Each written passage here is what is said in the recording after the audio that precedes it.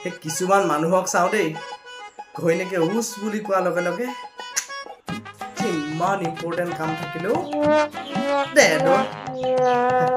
আমাৰ এইবিলাক নাই দেই কেতিয়াবা যদি উৎপাতো কৰে ঈশ্বৰ টাকি টাকি একদম ঠাণ্ডা কৰি পেলা শুনিছেই নহয় দমটো চাব এতিয়া আৰু একদম মাতটো নেমাতে আৰু ঠাণ্ডা